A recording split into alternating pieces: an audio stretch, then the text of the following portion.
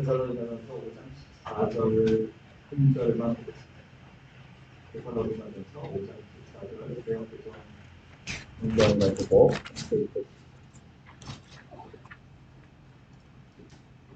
한번 읽어드리겠습니다. 또 형제들아 너희를 권면하노니 죄를 자들을 거치게 하며 마음이 약한 자들을 격려하고 힘이 없는 자들을 붙들어주며 모든 사람에게 오래 참으라. 아멘. 지난 주간은 꽉 찬 일주일을 보낸 거 목요일까지 휴가를 하고 금요일은 신학위원회 회의를 하고 그렇게 하다 보니까 한 주간 원래대로 하면 사사기 말씀을 나눠야 할 텐데 제가 푹 숙성시켜서 다음 주부터 다시 사사기 말씀을 하고 오늘은 이 큐티 본문 중에 있는 오늘 묵상 본문인데 데살로니가전서 5장 14절 말씀을 나누겠습니다. 신약 성경 말씀을 보면 서로 뭐뭐 했다든지 서로 뭐뭐 하자든지 서로 뭐뭐 하라라고 되어 있는 표현이 많이 나오는 것을 보게 됩니다. 예를 들면 마가복음 9장 50절에서 예수님은 제자들에게 서로 화목하라 그렇게 말씀하십니다. 13장 14절에서는 서로 발을 씻어주라 그렇게 말씀하셔요. 그리고 같은 13장 34절에서는 너희가 서로 사랑하라 라고 말씀하십니다. 이 서로 사랑하라 라는 말은 요한복음 15장에도 반복되어 나옵니다. 사도행전 2장 가면 우리가 잘 아는 말씀이 나오죠. 사도들이 제자들이 사도의 가르침을 받아 서로 교제하고 떡을 떼며 기도하기를 오로지 기도하기를 있었다. 이렇게 얘기합니다. 44절에 가면 믿는 사람이 다 함께 있어 모든 물건을 서로 통용했다. 이렇게 말합니다. 로마서 12장 5절을 가면 우리 많은 사람이 그리스도 안에서 한 몸이 되어 서로 지체가 되었다. 라고 말합니다. 12장 10절에서는 형제를 사랑하여 서로 오해하기를 했고 존경하기를 서로 먼저 하라. 라고 말합니다. 16절에서는 서로 마음을 같이 하고 높은데 마음을 두지 말고 도리어 낮은 데 처하라. 라고 말씀합니다. 로마서 14장 13절에서는 서로 비판하지 말라. 라고 말씀하셔요. 19절에서는 우리가 화평의 일과 서로 복을 세우는 일에 힘쓴다. 라고 말씀합니다. 로마서 15장 17절 가면 주님이 우리를 받으신 같이 용납하신 같이 너희도 서로를 받으라. 라고 말씀하셔요. 로마서 16장 16절에서 너희가 거룩하게 임하심으로 서로 무난하라. 라고 말합니다. 지난번에 우리가 성찬식 하면서 갔던 고린도전서 11장 말씀에 너희가 교회에서 음식을 먹을 때든지 차를 나눌 때는 서로 기다리라 라고 말하는 것을 보게 됩니다. 또 26절에서는 헛된 영광을 구하여 서로 모욕게 하거나 서로 투기하지 말라. 갈라디아서 5장 26절에서는 헛된 영광을 구하여 서로 투기하거나 노역게 하지 말라라고 합니다. 또 6장 2절에서는 서로 집을 지라라고. 이런 말씀은 성경을 찾아보면 수하게 나옵니다. 특별히 바울이 혹은 제자들이 사도들이 신약의 교회들을 향해서 보낸 서신서를 보게 되면 이 서로라는 표현이 굉장히 많이 나오는 걸 알 수 있어요. 이 표현을 우리에게 상식적으로 중요한 사실이 하나 있는데 그건 뭐냐면 우리가 연결된 관계 속에서 살아가는 우리가 홀로 살아가는 사람이 아니라 서로 관계를 맺고 살아가는 사람이다. 더 구체적으로 말하면 우리가 그리스도의 몸인 그 교회의 구성원으로 한 몸의 지체로서 함께 살아가는 사람이다. 그러니까 너는 너대로 나는 나대로 살아간다는 것을 있을 수가 없어요. 그러니까 각자 알아서 살아간다든지 그런 것이 있을 수 없다는 겁니다. 방금 언급한 고린도서 말씀처럼 하나님이 우리를 한 몸의 지체로 살아가게 하신 것은 우리가 서로 돌아보게 하기 위함이었어요. 더 나아가면 서로 챙기고 관심을 기울이라 라고 말씀하는 겁니다. 오늘 이 데살로니가전서 5장 14절 말씀도 같은 취지의 내용을 담고 있는 말씀이에요. 이건 오늘 큐티 본문 묵상들 가운데 하나인데 데살로니가전서 전체의 그 결론 부분에서 바울이 짤막한 본문을 쭉 이야기하는 가운데 나온 말씀입니다. 우리가 이미 그 데살로니가전서 1장부터 여러분이 쭉 봤으면 데살로니가 교회가 어떤 교회인지 아셨습니다. 이 교회는 굉장히 좋은 믿음의 소문이 퍼진 교회였어요. 그래서 바울 데살로니가 교회가 아가야와 데살로니가 마게도니아의 모든 성도들의 본이 되었다. 그렇게 얘기합니다. 그리고 내가 너희를 기억할 때마다 너희 믿음의 역사와 사랑의 수고와 도움의 인내를 기억하고 하나님께 늘 감사한다. 그렇게 해요. 그 생각만 하면 너무 감사하라고 얘기하고 모든 성도들이 본받을 만한 교회고 좋은 소문이 자자한 그런 교회였습니다. 자, 그러면 그런 데살로니가 교회는 문제 있는 사람이 아무도 없었을까요? 그런 데살로니가 교회는 연약한 사람이 하나도 없었을까요? 그렇지 않습니다. 그 안에도 역시 문제되는 신자나 약한 신자들이 있었던 겁니다. 그런데 그렇게 연약한 사람들이나 문제가 있는 신자들은 그 사람 개인, 그 문제가 그 사람 개인의 문제가 아니라 그것이 꼭 공동체의 문제라는 거예요. 왜냐하면 우리가 한 몸의 지체로 연결되어 있기 때문에 그렇죠. 우리가 잘 알듯이 몸의 어느 한 부분이 아프면 하면 그것이 몸 전체에 영향을 미칩니다. 우리가 지금 잠깐 보니까 내부 장기에 문제가 있으면 근육통으로 나타나더라. 라는 기사가 인터넷 기사에 뜬 걸 봤어요. 근데 몸 많이 아픈데 근육에 이상이 나타난다는 거예요. 발이 아프면 그게 발의 문제가 아니라 온몸의 아픔으로 그렇게 느껴지고 전달되는 것입니다. 왜냐하면 그것이 한 지체로 연결되어 있기 때문에 그리스도의 몸의 지체인 그리스도인들도 마찬가지입니다. 연약한 그리스도인의 문제는 단지 그 사람의 개인의 문제가 아닙니다. 그것은 당연히 교회 전체의 문제이고 전체의 아픔이라는 겁니다. 따라서 우리가 그리스도 안에서 한 몸으로 연합한 그 순간부터 너와 나는 결코 무관한 존재가 아니죠. 그러니까 신앙 공동체는 연약한 사람이나 혹은 부족한 사람이나 혹은 문제가 있는 사람을 나몰라라 방치해서는 안 된다는 거죠. 당연히 보살피고 일으켜 세우고 돌봐야만 합니다. 그것은 그 사람 한 사람을 세우는 문제만이 아니라 교회 전체를 건강하게 세워가는 그런 문제이기 때문입니다. 그래서 바울은 데살로니가 전서를 마무리하면서 이 연약한 사람들 혹은 문제가 있는 성도들을 잘 보살펴라라고 마지막에 권면할 거예요. 여기 보게 되면 세 종류의 사람들이 나옵니다. 맨 첫 번째 말하는 사람은 뭐냐면 게으른 사람, 게으른 사람. 이 게으르다라는 말은 예전 한글 개혁 한글판에는 규모가 없다 이렇게 되어 있습니다. 이제 우리 여러분 국어에 있는 세번역 성경에는 무질서하게 사는 사람들 이렇게 되어 있어요. 이 아나토스라는 이 헬라어는 원래의 의미가 뭐냐면 대열에서 이탈하는 거예요. 그러니까 군인이 병사가 자기 대열에서 이탈한 것을 가리킬 때 쓰는 표현입니다.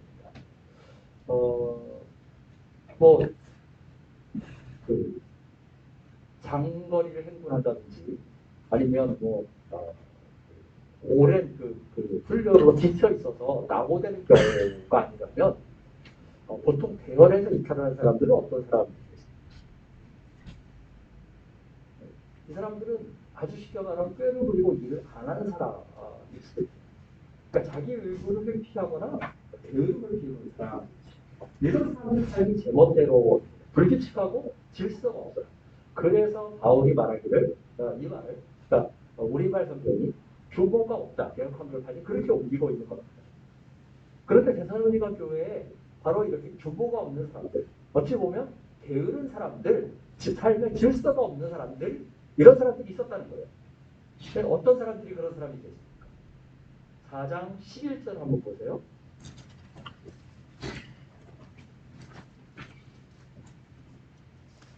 같이 읽겠습니다. 시작. 또 너희에게 명한 것 같이 조용히 자기 일을 하고 너희 속으로 일하기를 힘쓰라. 바울이 조용히 하여 자기 일을 해라. 너희 속으로 일하기를 힘쓰라. 이렇게 권면합니다. 왜 그런 권면을 하겠어요? 그렇게 하지 않으니까. 그렇게 하지 않는 사람들이 있으니까. 그러니까 데살로니가서 데살로니가후서 전체 내용을 염두에 두고 생각해보면 이 데살로니가 교회에는 주님의 재림이 임박했다고 생각하는 사람들이 있었어요. 그래서 자기 생활을 뒷전으로 놓고 일을 안 하는 것이죠. 거의. 그러니까 당연히 어떻게 돼요? 생계에 문제가 생기죠. 그럼 이 사람은 생활을 누구에게 의존해? 다른 사람에게 의존하게 됩니다. 그래서 남에게 부담을 주고 폐를 끼치게 된 거예요. 그런데 거기에 그치는 것이 아니죠. 그냥 단순히 누군가에 기대어 사는 것만 아니라 할 일이 없으니까 뭐예요? 여기저기 쫓아다니면서 수군대고 문제를 일으킨 것입니다. 그래서 참견, 쓸데없는 참견을 하고 교회를 시끄럽게 만들었어요. 데살로니가후서 3장 11절 한번 가서 보세요.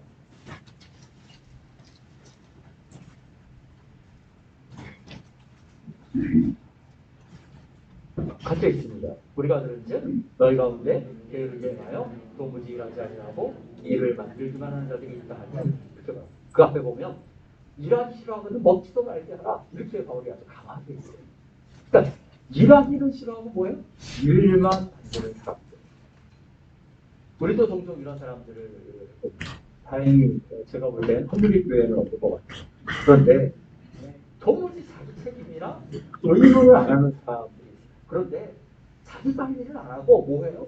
여기저기 들쑤시고 다니면서 쓸데없는 말을 만들어내고 참견을 할 것입니다. 그럼 이런 사람들은 어떻게 다뤄야 하느냐? 이 게으른 사람들, 무질서한 사람들, 삶에 규모가 없는 사람들, 자기 의무나 책임을 보이지 않는 사람들, 이 사람들은 어떻게 해야 합니까? 바울은 뭐라고 말하냐면 권계하라. 권계한다, 책망한다. 그럼 이런 사람에게는 주의를 주고 경고를 하고 때로는 야단을 쳐서 그 잘못을 바로잡아야 돼요. 왜냐하면 이 사람을 가만히 놔두면 온 교회가 무질서해지게 됩니다. 교회 전체가 소란해집니다. 그래서 대열을 이탈하고 자기 의무를 태만하게 하는 병사를 그냥 놔둡니까? 그렇지 않죠. 징계해야죠. 만약에 그런 사람을 그냥 놔두면 어떻게 돼요? 다른 병사도 다 영향을 받아서 다 대열을 이탈하고 다 자기 의무를 소홀히 하게 되는 것입니다. 교회 전체가 그런 잘못된 관행과 습관에 물들게 됩니다. 교회 역시 마찬가지. 잘못은 방치하는 그런 사람은 경계하고 또 금지하고 실망해서 바로 잡아야만 하는 것입니다. 5장 14절에서 바울이 두 번째로 만나는 사람은 뭐예요? 마음이 아픈 자들. 이 마음이 아프다는 것은 소심하거나 겁이 많은 것을 가진 이런 사람은 담대하지 못하고 두려움이 많아요. 그럼 데살로니가 교회의 경우에 이 소심한 사람들, 마음이 약한 사람들은 어떤 사람들일까? 두 가지로 생각할 수 있는데 하나는 뭐냐면 아까 얘기했던 그 재림에 대한 생각 때문에 낙심해 있거나 불안해하는 사람들. 그러니까 먼저 죽은 성도들을 생각하면서 저들이 예수님의 부활, 그러니까 재림의 영광에 참여하지 못할까 하는 걱정과 염려를 가지고 있는 것이죠. 또 5장 초반에 있는 것처럼 주님이 언제 재림하실지 몰라서 불안해하고 두려워하는, 걱정하는 그런 사람들. 그러니까 이 사람들이 걱정하고, 그러니까 이 사람들이 두려워하고 소심해하는 그런 이유가 뭐겠느냐? 가만히 생각해보면 뭐예요? 그거는 결국 알지 못했습니다.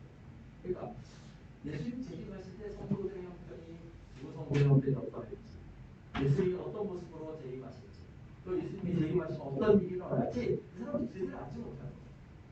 그러니까 이 사람들은 어떻게 해야 돼요? 야단치면 되겠습니까? 지식이 부족한 사람은 가르쳐야 되죠. 근데 야단쳐도 되는 게 아니에요. 앞서서 게으른 사람은 자기 의무를 태만하지 않은 사람은 야단쳐야 되죠. 근데 지식이 부족한 사람은 야단쳐서는 안 되죠. 그는 가르쳐야 되는 것입니다.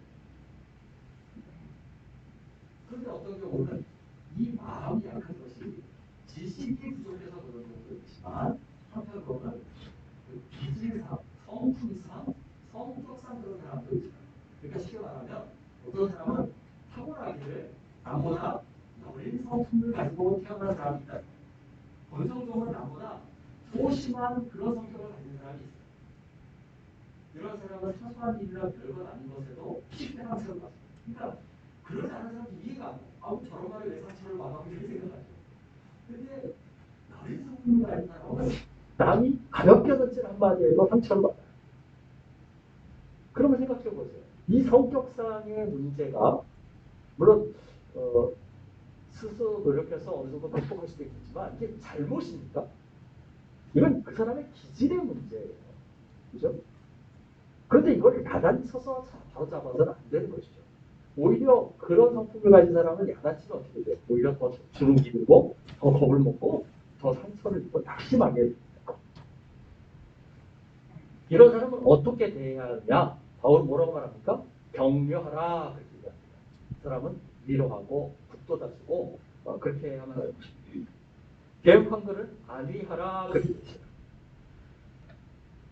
그래야만 힘을 얻고 용기를 얻게 되는 것입니다. 어린아이들 한번 생각을 해보세요. 어떤 아이들은 기질적으로 내성적인 아이들이 있습니다.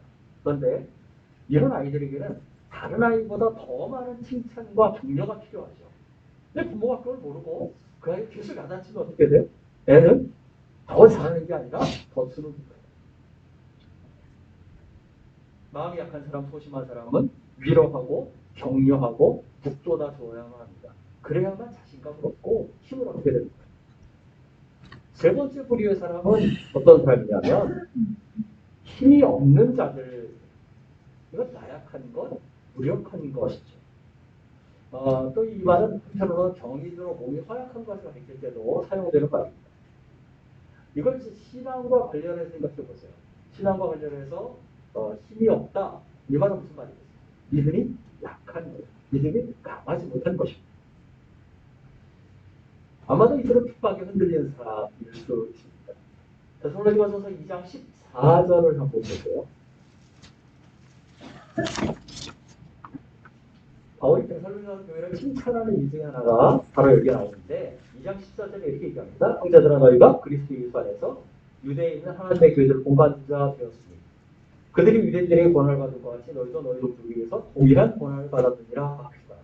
그러니까 유대 그리스도인, 유대인 그리스도인들이 동족 유대인들에게 핍박을 받은 것처럼 이 데살로니가 교회 성도들도 어때요? 동족에게서 핍박을 받는 것입니다. 그죠? 그런데 이런 맥락을 생각해 보면 힘이 없다라고 하는 사람들은 어떤 사람들이냐면 이 핍박을 견뎌낼 그런 믿음이 없는 거예요. 그만큼 굳세지 못한 것입니다. 그러니까 이런 사람은 어떻게 해야 되느냐? 바울은 말하기를 붙들어 주어야 한다. 이건 도와준다, 지지한다라는 거예요. 조금 더 정확하게 옮기자면 이거는 붙잡고서 떨어지지 않는 거예요. 그 사람에게 붙어서 떨어지지 않는 거예요. 엄마가 어린아이를 데리고 이제 그 도로를 지나갑니다. 근데 차들이 쌩쌩거리면 그럼 엄마는 어떻게 해요? 아이 손을 붙잡고 아이에서 떨어지지 않죠. 믿음이 약한 사람도 그렇게 해주어야 한다는 것입니다. 이런 사람은 도움이 필요한 사람들이에요. 힘을 보태줘야 하고 곁에서나 뒤에서나 뭐 옆에서나 넘어지지 않도록 떠받쳐주고 보조해줘야 돼요. 이걸 그냥 말로만 격려하고 말로만 위로해서는 되지 않죠. 이런 사람에게 그냥 힘내, 용기를 가져 이렇게 한다고 되는 게 아니에요. 왜냐하면 자기에게 힘이 없기 때문에. 이럴 때는 지지해줘야 하는 것입니다. 더구나 이런 약한 사람들을 무슨 잘못이라도 하냐 야단치는 것은 더더욱 안 됩니다. 예를 들면 이제 로마서 14장을 보면 바울이 믿음이 강한 자와 믿음이 약한 자의 얘기를 합니다. 그러니까 믿음이 강한 자는 어떤 사람이에요? 모든 것을 먹을 만한 믿음이 있는 사람이다. 믿음이 약한 사람들은 어떤 사람이에요? 식물밖에 없다. 그 채소밖에는 먹지 못하는 그런 사람입니다. 이게 무슨 말입니까? 이건 음식 규정과 관련된 사람이에요. 그러니까 그 관련된 얘기인데 구약의 세세한 율법 규정에 그 음식 규정이 있지 않습니까? 뭘 먹을 수 있고 뭘 먹을 수 없고, 그죠? 물론 이제 그리스도인들이 오늘날도 무엇을 먹어야 할까 하는 것에 대한 고민은 좀 잘하고 음식을 가려먹어야 하는 사실이죠. 그렇지만 우리는 본질적으로 예수 그리스도 안에서 구약의 율법이 완성된 시기에 사는 사람들이에요. 그죠? 그래서 어떠신 분이 감사함으로 받으면 그것이 족한 것입니다. 그러니까 믿음이 강한 사람은 그 내용을 잘 알아요. 더 이상 율법의 규정이 오늘 우리에게 유효하지 않다라는 것을 압니다. 그래서 모든 것을 다 먹을 만한 믿음을 가졌어요. 근데 믿음이 약한 사람은 어때요? 이거 잘못 먹으면 큰 죄를 짓거나 명령을 어기는 것처럼 생각이 돼서 채소밖에는 못 먹는 것이죠. 그 당시에 예를 들면 이방시전에 나와서 우상의 제물 같은 것, 시장에서 파는 고기를 마음 놓고 사먹지 못하는 거. 근데 믿음이 강한 사람은 그것을 걸리지 않죠. 그래서 믿음이 약한 사람은 금욕을 하게 돼요. 우리가 생각하기에 수도사들이나 금욕주의를 실천하는 사람이 믿음이 강한 사람일 거라고 생각하는데 어찌 보면 어떤 경우는 믿음이 약한 사람일 수도 있어요. 오히려. 그런데 내가 모든 것을 먹을 만한 믿음이 있다고 해서 저 모든 것을 먹을 만한 믿음이 없는 사람은 약한 척을 했습니까? 그런 사람은 믿음이 살아도 그렇게 떠받쳐주고 지지해주고 끌어줘야만 하죠. 자, 세 부류의 사람을 바울이 얘기했습니다. 하나는 게으른 사람이고, 하나는 마음이 약한 사람이고, 또 한 사람은 힘이 없는 사람. 근데 마음이 약한 사람은 권면해라, 권계해라 라고 했고, 게으른 자는 권계하라고 했고, 마음이 약한 자는 격려하라고 했고, 힘이 없는 자들은 붙들어주라 이렇게 말씀했습니다. 그런데 14절 마지막을 보면 한마디를 덧붙여요. 뭐라고 말합니까? 모든 사람에게 오래 참으라 라고. 여기 모든 사람은 어떤 사람이겠어요? 왜 바울이 마지막에 이런 말을 붙일까요? 이 모든 사람은 무제한적인 모든 사람일까요? 그러니까 쉽게 말하면 교회 밖에 있는 사람이 교회 안에 있는 사람들은 믿는 사람이든 안 믿는 사람이든 모든 사람에게 다 오래 참아라 이런 얘기일까요? 물론 그리스도인들은 세상 사람에 대해서 오래 참아라. 근데 바울이 여기서 모든 사람이라고 말할 때는 앞에 나오는 세 가지 종류의 사람들을 뜻하는 거예요. 그러니까 게으른 사람이든 혹은 마음이 약한 사람이든 혹은 힘이 없는 사람이든 그 모든 사람들을 대할 때 어떻게 대하라? 인내함으로 오래 참음으로 대하라 라는 것입니다. 그러니까 세 부류의 사람을 대하는 방식이 다 달라요. 그러나 이들에게 공통된 한 가지 사안이 있는데 그건 뭐냐면 오래 참는다 이렇게 얘기하는 것입니다.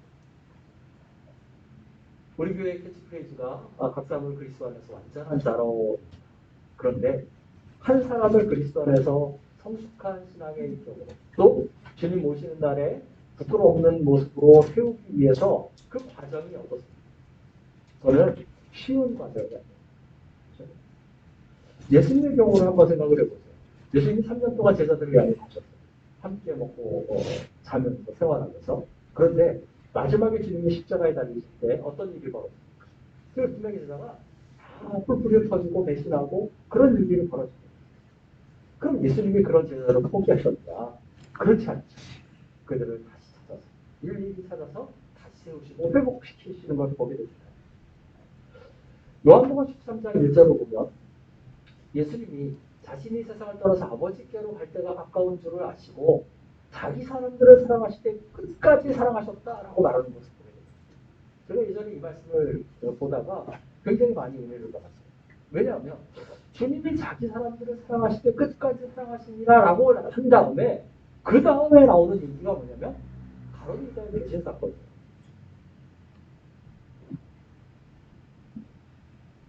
그런데 그 자리에 유다만 아니라 사실은 다른 제자들도 예수님에게서 그 예수님의 죽음을 보고 다 도망치고 몸 숨기는 그런 일들이 꼭 벌어지지 않습니까? 주님이 그걸 모르셨겠습니까? 다 아시잖아요. 그렇죠? 그럼에도 불구하고 그들을 사랑하시고 그들의 말을 지키시고 그들을 끝까지 포기하지 않으시는 것을 보게 베드로를 비롯한 12명의 그러니까 11명의 제자죠. 그들이 사도행전의 놀라운 복음의 역사를 쓰고 이룬 것이 무엇 때문일까? 어떻게 가능했을까? 그건 바로 그들 끝까지 포기하지 않으시고 오래 참음으로 그들을 일으켜 세우신 예수님의 사랑이 있기 때문이죠. 그런 돌봄이 있기 때문입니다. 사람을 세우는 일은 참 힘겹고 지칠 때가 있습니다. 특별히 자기 일을 안 하고 일만 만드는 게으른 사람을 보면 여러분 어떤 감정이 있어요? 화가 나죠. 그죠? 도대체 일을 안 하고 말썽만 일으키면 옆에서 보면 화가 나죠. 소심하고 두려운 사람을 보면 어때요? 답답한 마음이 있을 때가 있어요. 믿음이 약한 사람, 힘이 없는 사람을 붙들어주는 것은 어떤 때는 참 겨울 수 있어요. 한 번, 두 번은 그런데 계속 그 일을 하려다 보면 나도 힘을 붙이고 지칠 때가 있습니다.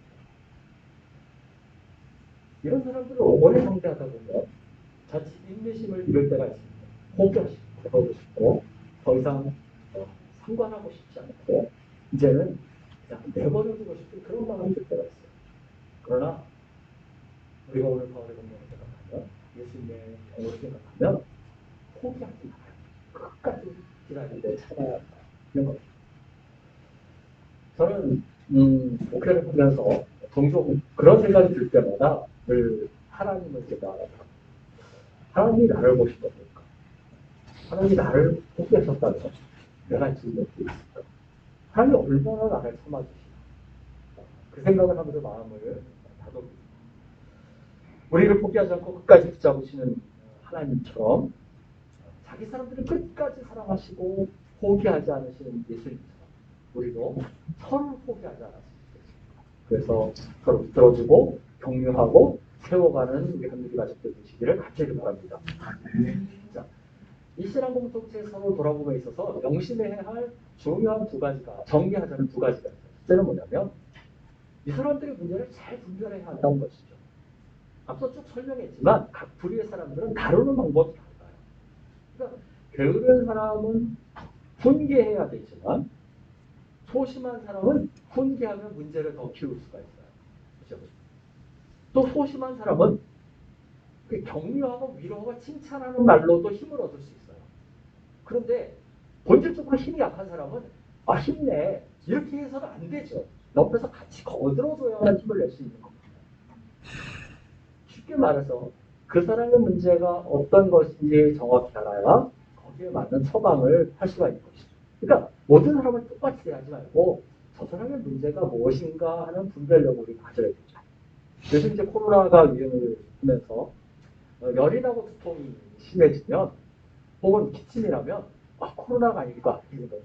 얼마 전에 우리 안성진 목사님이 청소년부 아우팅하는 날인데 대학로에서 모임 전날이죠. 금요일날 갑자기 열이 38도, 39도 올라갑니다. 두통이 심합니다. 카톡이 왔어요. 근데 코로나일 것 같은 그런 걱정이 됐는데 제가 보니까 음성이 나와서 토요일날 조금 나아졌다고 제가 그냥 그 집에서 그냥 쉬세요. 경준 집사님이 알아서 다 잘할 거니까 가만히 계세요 그랬는데 대학로를 또 아이들 챙기려고 나가셨더라고요. 근데 겉보기에는 비슷해 보이는 증상이어서 사실 근본적인 그 질병은 다른 종류일 수 있는 것이죠. 교회에서도 마찬가지입니다. 게으른 사람이나 소심한 사람이나 믿음이 약한 사람이나 다 어떤 모습을 보이냐면 적극적이지 않고 소극적인 자세를 보일 수 있어요. 이제 겉으로 보일 때는 아무 일도 안 하고 가급적 나서지 않으려고 할 수 있습니다. 그런데 겉의 모습은 똑같아도 실제 그런 반응이나 행동을 유발하는 원인은 다 제각각일 수 있다는 겁니다.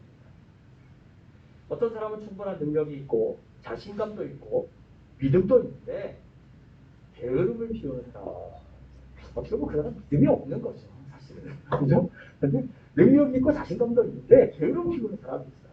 근데 어떤 사람은 능력이 충분하고 달란트도 충분한데 소심해서 남의 눈을 지나치게 의식해서 혹은 마음이 약해서 나서지 못하는 사람도 있어요. 반면에 어떤 사람은 아직 그만한 역량을 갖추지 못하고 힘이 부족한 사람도 있을 수 있습니다. 우리가 사람을 세워가려면 이런 면에서 분별력을 가져야만 합니다. 그러기 위해서는 서로에 대해서 조금 더 세심한 관심을 기울였으면 좋겠습니다. 서로 그냥 소 닭보듯이 하고 일주일에 한번 보고 얼끝 이러지 말아야 되죠. 저 사람이 어떤 사람인지 어떤 형태인지 어떻게 적적함과 연약함을 채워줘야 할지 조금 더 관심 있게 서로를 보게 되기를 간절히 바랍니다.